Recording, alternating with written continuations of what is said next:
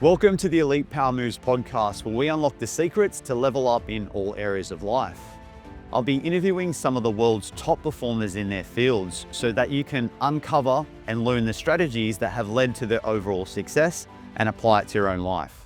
Jonathan, welcome to the Elite Power Moves podcast, mate. Glad to have you over from the US. Thank you for having me. Great to be here. Jonathan, I want to get stuck into the questions everyone wants to know and obviously learning a bit about you. So, Jonathan, your time within your career saw you leading digital marketing and engagement at a global scale. How did working in such iconic brands shape your approach to leadership and performance in high pressure environments? Well, my time running digital marketing globally was at Activision, which was one of the highest performance driven cultures I'd been in. And it was based on the idea of really pressure testing everybody to get the highest level of performance. And it was a dual pronged approach of what I would call creatively inspired and data driven, meaning you had to defend your decisions based on data, based on marketplace results. But you were also in a world where creativity was viewed as a secret weapon, as an unlocker, as a multiplier of results. Sometimes organizations that are too data driven undervalue creativity, and sometimes creative organizations undervalue data. And I think one of the magic pieces about Activision's success, and I was there when they were selling the highest number of, say, Call of Duty games in the history of that franchise, is to give equal weighting to creative and data. Amazing. It sounds like you've had an amazing career in what you've done and obviously leading high teams. Jonathan, at 13 Bridge Studios, you focused on unlocking the unrealistic potential in mobile sports gaming. How did this foster resilience in your high pressure environments within your teams, pushing the boundaries for innovation? Sure. So the interesting thing about resilience is different whether you're in an early stage company or a latter stage company. So I had to build certain kind of resilience muscles at an Activision, at a One Championship, and an Atari. And 13th Bridge being a startup, you have to build different kind of resilience muscles. And one of those resilience muscles is in an early stage startup, you hear no a lot more, from external partners and stakeholders in here in an Activision. When you're in an Activision, the people at the other side of the table are highly motivated to say yes. Your calls are returned. Your calls are often returned first. You can get anybody on the phone. Things are offered to you first. At 13th Bridge, we're out trying to fund a very different model to sports video games today. Sports video games today are about simulation, realism, almost like fantasy sports. We are thinking there's really an opportunity to go back to like arcade style, culturally driven, much more fun sort of arcade sports. But because that's different to the market, a lot of the market doesn't understand it. So as we're out trying to raise money, we have to get to 100 no's to get to a yes. Or you have to, send 35 emails to get one email in response. And, it's very different muscles, and it was disheartening at the beginning, right? When you're sitting there and you're like, I'm so used to getting called back first all the time. I'm so used to getting, YouTube comes out with a new beta, we get offered it first, right? Or Snap comes out with a new product, we get offered it first. And so I had to build different kind of resilience muscles, like how to get through lots of no's and keep your motivation up, keep your eye on the prize, keep your focus. It's a very different wiring. I think that's a really good point, Jonathan, because I don't think we can be successful without building that resilience muscle. And it's just something that, most people in life will, hit a brick wall and then they'll stop and say, I'm done. And I like to link back to the book Think and Grow Rich, where the man bought the mine and dug and dug and dug in the mine for 30 years. And he just didn't find the gold. He just spent all his life, sacrificed his family, and he ended up selling the mine to someone else. And in 30 meters later, that man found the gold. So sometimes the gold is just right there. We just need to keep on pushing through that resilience. You really do. I mean, it's interesting because I tie a lot of what I learn at work back to my fitness regime and my fitness regime back to work and sort of feel like in some ways they're connected. A story I like to tell a lot is I had worked a very long day in Miami. I hadn't managed my food properly. And I was sort of headed to the gym after a long day, bad, I'm under caloried, I'm under caffeinated. And I say, this is the kind of workout you have to get through because it's going to set up tomorrow's really good workout, right? Which is one positive way of wiring, right? But I had already sort of given up on that workout, and it was leg day, which is the hardest day. And I'm kind of working through it. And as I get through the first set, and I was like, oh, that wasn't as bad as I thought it was. And I push a little harder, and I get to the second set, and I was like, that really wasn't bad at all. I get to the third set, and I was like, this feels pretty good, et cetera, et cetera. And I ended up having a personal best, right, leg workout when I had initially gone into that workout expecting like these are just one of these bridge workouts you have to do to build for tomorrow. And I just listened to the feedback. And there was every empirical reason why that should have been a terrible workout. My sleep wasn't correct. My diet wasn't correct. My caffeination wasn't correct. My stress level wasn't correct. It was an odd time of day for me. And it ended up being a personal best because I just not only didn't give it up, but I started getting into a positive, I turned a negative feedback loop into a positive feedback loop. And I find that's probably one of the key traits for all the top performers that I work with. It's just being able to change their mindset really quickly. And we all have those days where we're running at low energy. I feel like sometimes people say you got to have work-life balance, but it's impossible when you're a high achiever. Sometimes things are going to take priority. And I think the one thing that shows resilience for you is actually toning up. And I think we always leave the gym like physically tired, but never mentally. We always have that mental spike of like endorphins and serotonin and the dopamine rush. And sometimes we can surprise ourselves, like with your PB. It's true. I mean, sometimes my biggest creative ideas are either during the workout itself or like in the shower immediately after the workout. You can just get into these rituals, unfortunately, especially in early stage companies or high pressure situations where it's just like wall to wall meetings, 1,000 emails to answer, the six documents and you don't have any time to think, right? And then just sometimes, like, I was never diagnosed, but like maybe borderline HD, ADD, etc. And sometimes, like, just the clarity, you just like blow like all that stuff out of your brain, and out of the emptiness comes the big creative idea, right? It was interesting. I was listening to Rick Rubin's podcast, which is about creativity. And he was talking about, with music, they cannot ever, there's this defined inspiration of where a song comes from, and you can't ever define it. It comes from God, it comes from the universe. But the people who take 50 takes of the song are more likely to find that divine moment that you cannot actually create versus the people who did 5 takes, right? It's that sort of combination of magic and hard work that gets you to the greatest places.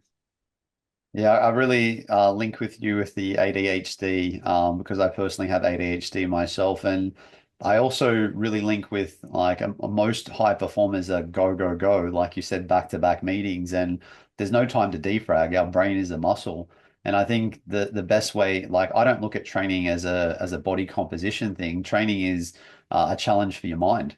But it also releases all these hormones and endorphins and dopamine just before you're about to learn and remember.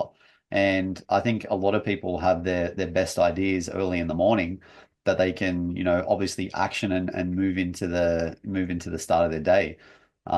Because I feel like peak performance for me, it's not grinding. It's not there's a new age of executive now. It's people are starting to learn that we need to stop. We need to rest. We need to be present in the moment, and it's when we use that puralization process for, we can grind, grind, grind, but then we need to stop and reflect, and we need to have a look at what's going on and think about where we're going. Have a look at our calendar. Like it's the end of the quarter, obviously now. For our business, it's the end of March. So at the end of every 3 months, I have a deload off my training. I have a deload from as many, people that I'm bringing in to apply for my program, or I'm taking a step back with my team and resting them because it's then the next quarter that you're going to go into with this clarity. And I guess we've all been on holidays, Jonathan, where we've sat there at the lake or the pool and we've just felt that bliss feeling. And that's where peak performance comes from. It really does. That's where we're recharging, not only our minds but our bodies. It's true. It's something I've tried to learn that I probably wasn't very good at. So, like a year and a half ago, I got a Whoop and I tried to start paying attention to the data. And the interesting thing is the data has actually given me like an empirical excuse or justification sometimes for rest, right? That like before I was looking at the data, I would just tell myself, like, I feel terrible, I'd feel run down. And I was like, no, you're just trying to talk yourself out of it. Like, you got to go, you got to go, you got to go. And it's not always the best for recovery, mental, physical. You're not really getting your gains. And so it's interesting that sometimes I let the data gives me permission to take that rest, right? Like my recovery score is below X or, et cetera. My sleep score is below Y. And I'll be like, okay, I have permission not to do that today. Where I wouldn't give myself that permission without the data that I thought I would. It was just like, if you think that you go through life with like the bad influences on one shoulder and the good influences on the other, I was just listening to the wrong shoulder, right? And now I have like permission to take that breath sometimes. Yeah, it's very common. Obviously, it took me a long time to realize that as well. That's why I've got an 8 month at 43, because I was just grinding within my businesses and, non-stop until, I learned the key of rest, recovery, and also just time management. Like, and my sort of philosophy, Jonathan, is, discipline that we implement in each day creates self-worth and obviously discipline that then increased with healthy habits that we put into our day increases our energy output. And if energy management is time management, that then increases our most valuable resource, our time. And I see so many people grinding and grinding, and they're just not having that time to rest and recover. So they're at the end of the year, they're not getting as much done than they could do if they actually took the step back and just rest and recovered. Rest and recover and focus. It's interesting because before we started the pod, you were telling me about your eight month old, and I have an 8 year old. And when he was 7, he started martial arts and boxing and combat sports. And it changed the way, like we're talking about a 7 year old kid in 4 months, it changed the way he walked into a room. It changed the way he walked into a classroom. It changed the way he walked into like a playground situation. It was like amazing for me to see. It just truly amazing. Yeah, I'm a big fan of part of my philosophy and my why is helping men create a generational health, and we do that by supplying their functional genomic testing with key elements that they need to implement and change for future health risk, and that also passes on conversations to their kids, but kids are just like soaking everything up. Like a couple of weeks ago, on a day, I went to like our local shopping center here in Glendale, Hmm. Newcastle, and I seen a man walking out of KFC with a KFC box, and he's like 8 year old was overweight. And obviously that's due to lifestyle choices. Sometimes it's not his fault. It's sometimes his identity and what was wired into his generational health. But the same day, I seen a man walking out of the beach when I was taking my dog for a walk that was holding a surfboard with an 8 year old that looked so happy with this sparkle in his eye, who was so fit looking for 8 years old. And I think it's the habits that we create that are passed on from generation to generation. And I think it's the most powerful tool we could use. Like everyone's chasing fulfillment. I mean, what better fulfillment to pass on generational health and legacy? Absolutely, absolutely. Both in two ways. Both you're going to be here longer for your kids, and also you're going to pass on positive traits that are going to improve the quality of their life. It's interesting when you talk about that. So our son's adopted, and he was going to be the only child sort of through the choices that we made. And we had an opportunity to be the host family for an international student at my son's school who's here on to play basketball. And for one school year, to have our son watch a kid, 9 years older than him, get straight A's, earn a D1 full scholarship in basketball, and work that hard is like a gift to our family and a gift to my son that we didn't imagine we were going to get out of this arrangement. and it's all that modeling we take from what we see around us, right? And you're either surrounded by good examples or bad examples, and you're either surrounded by people that motivate you or people that demotivate you. But when we first agreed to do this, we were thinking about like what can we give to this kid, and what can we sort of give back to our school. And what we saw is like what our son got out of it, right? He saw like he couldn't have ended up with a better role model. 100%. And it's the most powerful thing that we can do. And I'm a big fan of making sure like my son reaches out for a toy now and like he reaches and reaches until he gets a little bit upset, but I don't pass him the toy. I let him keep on reaching until he grabs the toy because right there, I'm just teaching him from 8 months old to be resilient, because Yeah. our kids are, and I talked about this in depth with James Keys on the podcast about our kids are going to have two choices in the future because this growing, you know, environment with AI and everything's easy.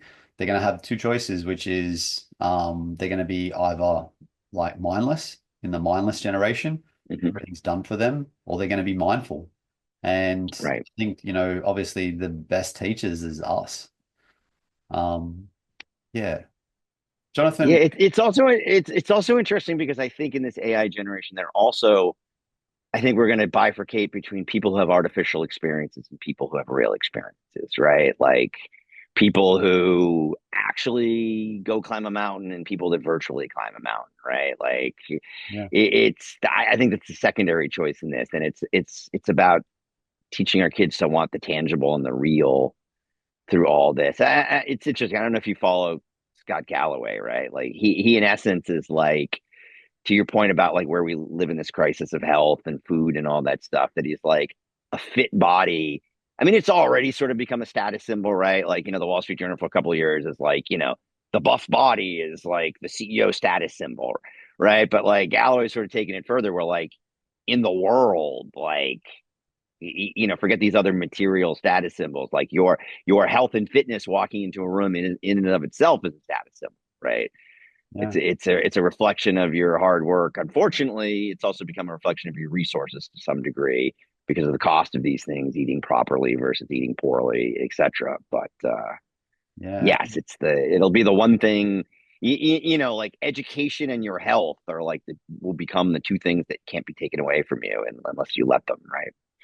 I do believe that health is going to be huge in the future, and I believe that they're going to start looking at like what we did 100 years ago in 100 years' time, and go, I can't believe we're giving people these pharmaceutical drugs when we've got all these natural resources, the natural micronutrients that we can use, and it's all going back to everyone makes nutrition and training so complicated, and we all grew up around the Biggest Loser, like, work Yeah, out a million hours a day and eat less calories, which is really bad for your metabolic rate, your metabolism, it's going to make you actually put on the weight and create inflammation and all these other disorders. And it's actually the opposite, we just need to, eat more and just have, precise workouts where we're hitting our muscle groups properly and we're in and out and we're, like I said before, rest and recovery. Um, Jonathan, having worked with powerhouse brands like Crash TV, Activision, and Atari, you've seen leadership in many forms. What's the biggest leadership mistake you've learned from how you have shaped your approach to today's business?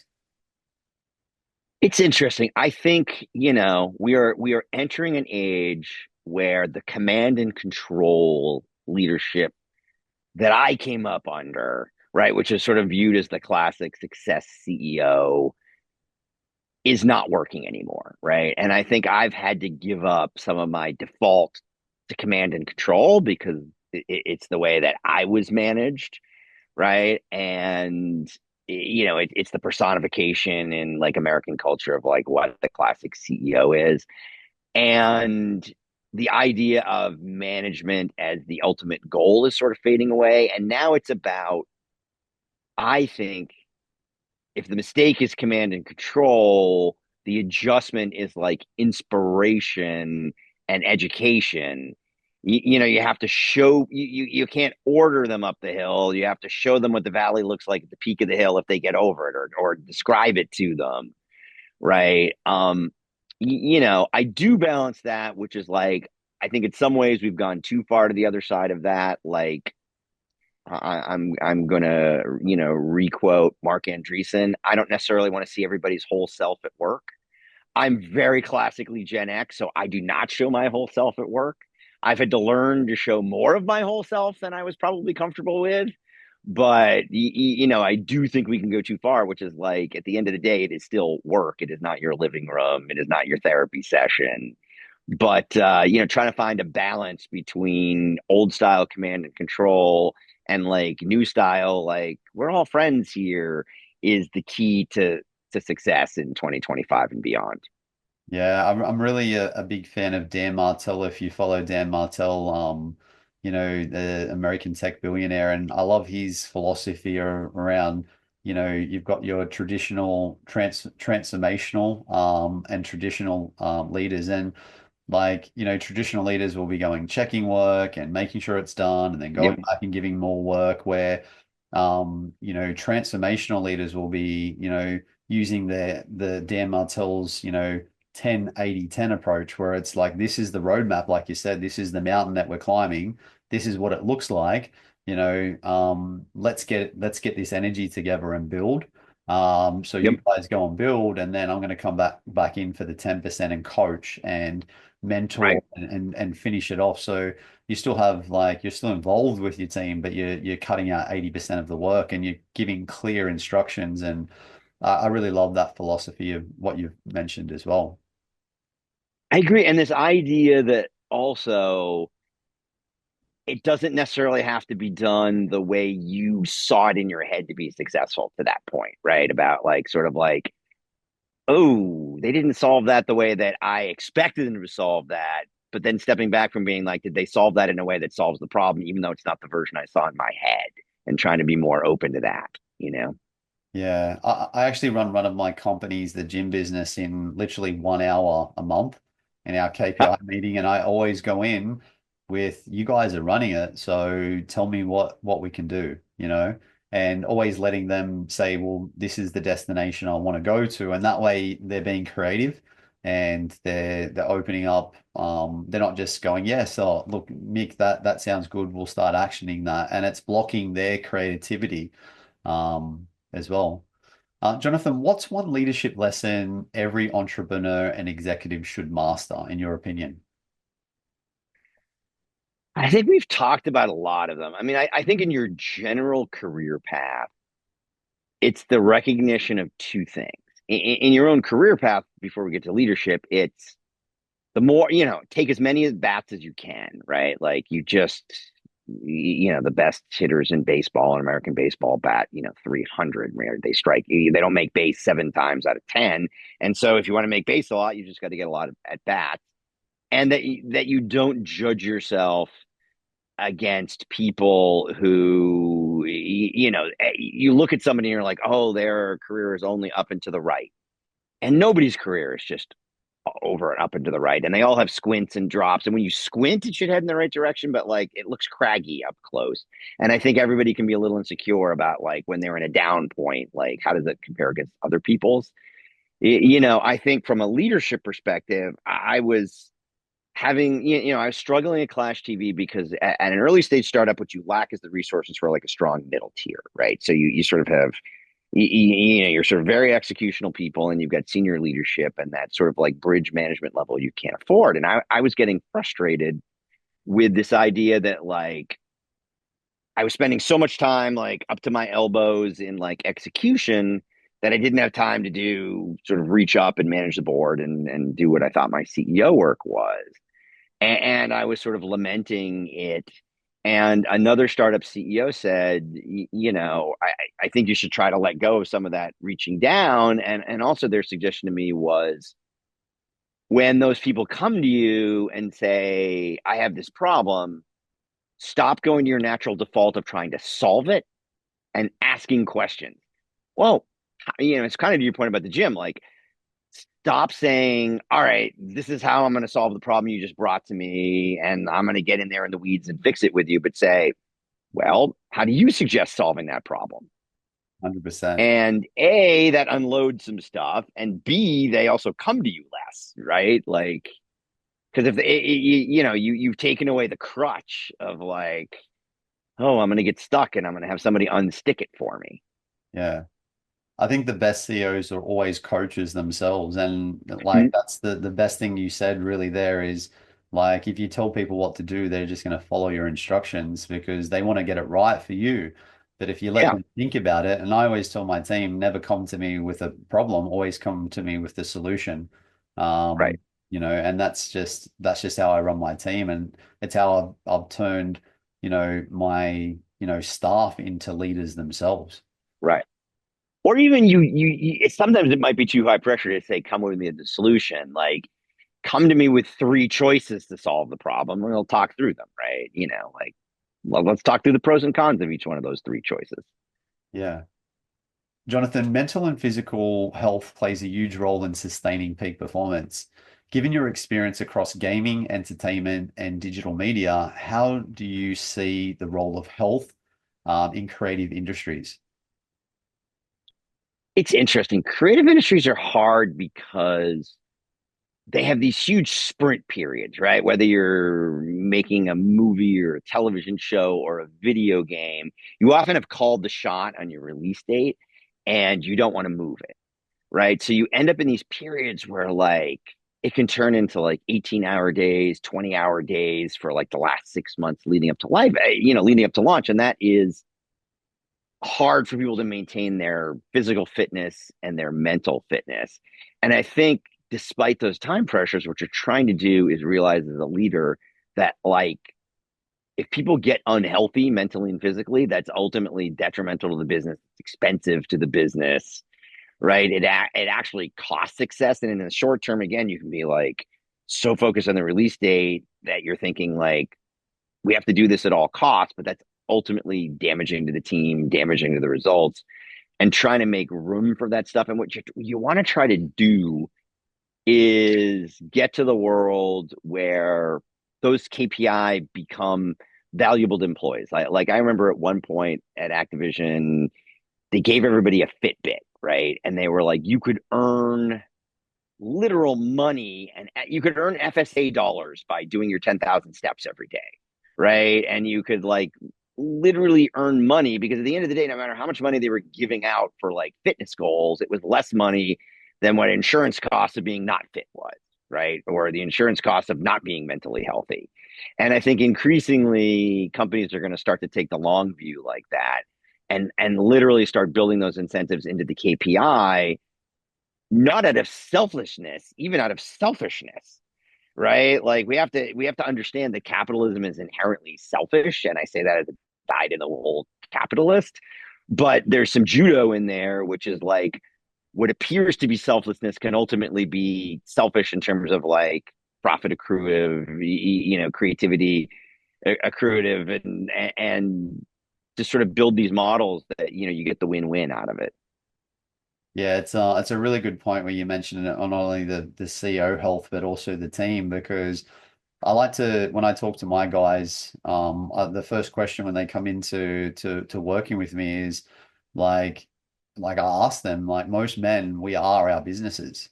And I'm like, if I was a business analyst Yeah, wanting to look over your business and take you from 2 million to 10 million, would you turn up to that appointment? And most of them would say yes. If I'm going to get this guy with 27 years knowledge to come over and look over my health, like, yeah, definitely. But it's the same with health, and if what happens to the share price, if something happens to the CEO, yeah. and staying at our peak performance is never been so important, I think. So I just wanted to follow up, Jonathan, what strategies do you use to maintain your personal well-being while leading high pressure environments? So here's what I do. I'm a member. I don't think they exist in Australia, but I'm a member of an American health club chain called Equinox. And they, in the cities that I'm in often, Los Angeles, New York, San Francisco, Chicago, Boston, there are, half a dozen to a dozen of them in the city. And so my thing is like either my car or like my work tote with my computer and everything. I've got gym clothes in it all the time.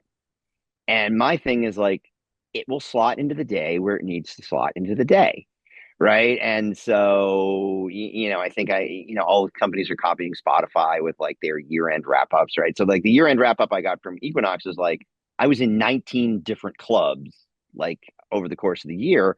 And so, my thing, it is a non negotiable in terms of whether it happens, but whether it happens at 6 in the morning or 10 at night is the negotiable, right? Depending on my day. So that's one thing, which is just like you just got to fit it into your block of meetings like you fit in anything else. And I think the second thing is being conscious about food choices, right? And being prepared if there aren't the healthy food choices, like they're processed and they're not the best thing for you. I've got protein bars in my work bag. And so I can always choose something that's not fast food, right? I can choose something to always keep my blood sugar or my protein at a certain level. It may not be as ideal as real food. I prefer real food, but it is never not there. And the thing that I probably messed up the most on that I'm still trying to fix is sleep. Right. I was kind of in that executive thing of like, oh, I don't need sleep. I'm superhuman. I can survive without sleep. Right. And I realized then around the time that I became a father that in fact was not possible. And I really saw the performance suffering due to lack of sleep and have really tried to. And the sleep part is still a work in progress. I'm not quite where I would like to be, but that's the third part. Yeah, I can definitely help you with some advice there. But look, the one thing I link to you to the other high achievers is being prepped and planned. Like you're busy, you're going to get stuck in meetings, like having protein bars in the car and some almonds or nuts and having your Yep. gym gear there so you can fit in a good workout is definitely a trait of a high performer. I personally, people probably laugh at me, but every high achiever's got their traits and I literally line up 7 days of my clothes with my underpants and my socks ready to go.